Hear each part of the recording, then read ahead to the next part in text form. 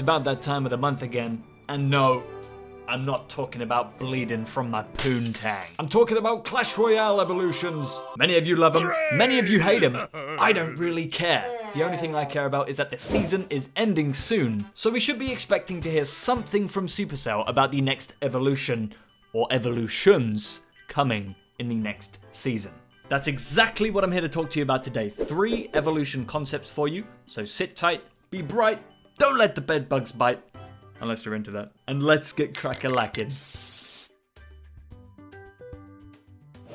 Realistically speaking, which card do you think is most likely to get the next evolution?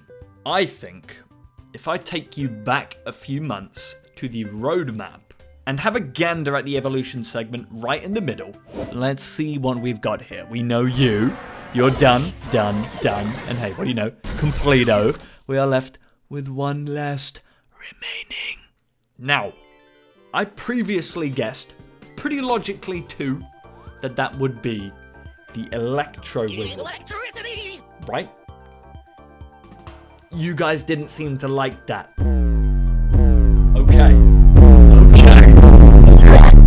Fella can admit when he's wrong, right? This is very commonly speculated to be the Super Wizard from Clash of Clans. Now, the Super Wizard from Clash of Clans, I believe, okay, might be incorrect, but I believe the Super Wizard has a chaining effect that anything near it, similar to the Electro Dragon, will get zapped and deal extra damage. So if we are to interpret that into Clash Royale, the Wizard could have a very similar effect to the Electro Dragon, allowing it to sort of chain onto other things behind it, sort of similarly to the Bomber evolution in a weird way.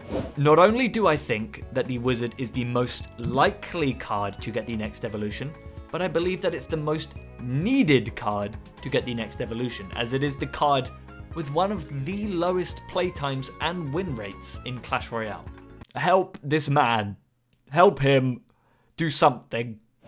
Now, I was under the initial impression that an evolution can only come to a troop.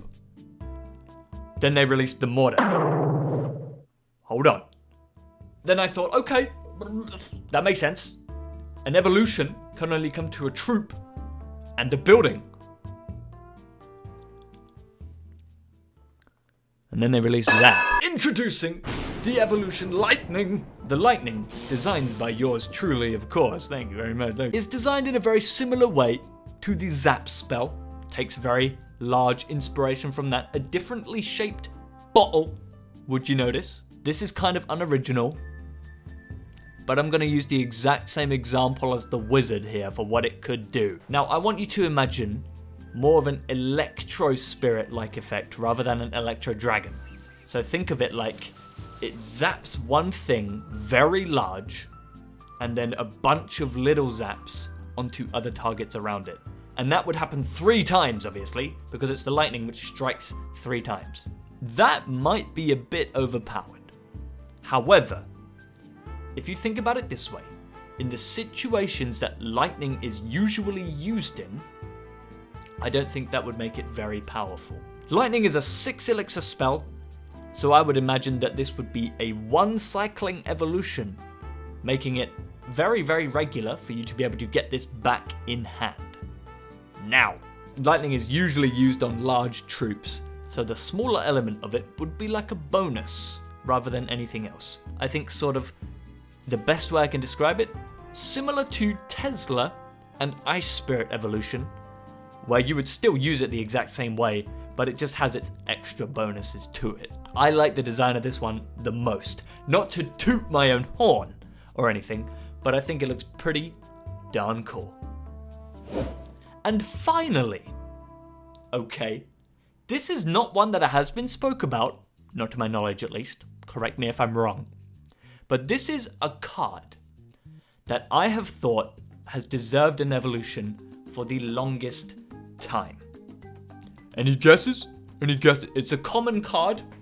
It's a common, and there's more than one of them, and they're green, and they have spears. The Spear Goblin evolution, okay, aka the Camo goblins. What they would do, they would have something involved with invisibility. Now, this could be one of two ways. Number one, similarly to the royal ghost, where he is placed down, only once they throw their spears do they become visible. Meaning you can place them as bridge spam if you wanted to. They will reach the tower every time because the tower won't shoot them until they have thrown their first spear. Okay, that's an interesting idea for it. The other idea is for you Clash of Clans players out there. You'll know the builder base has something called a sneaky archer. Ever heard of that? The sneaky archer is the same as a normal archer, except once you deploy a sneaky archer, it is invisible for the first, I think it's 4 seconds whilst it's deployed. Now in Clash Royale, that could cause some issues, because let's say you want to use these spear goblins to lure something. You can't do that for 4 seconds. And I've noticed with the evolutions, there's almost never a downside to them. And introducing that, whilst it is a positive thing, would also introduce situations where it can technically be worse, if you get what I'm saying, right? So I think the idea of it being like the Royal Ghost, where they're only active once they have thrown their spear, then they go back to being invisible again, is a pretty cool idea. But you guys will have to let me know what you think of my evolutions down below. Plus, what card would you like to see evolved in Clash Royale? Thank you so much for watching. Let me know the last nightmare you had down below, and I'll see you next time when I create a Mega Knight evolution.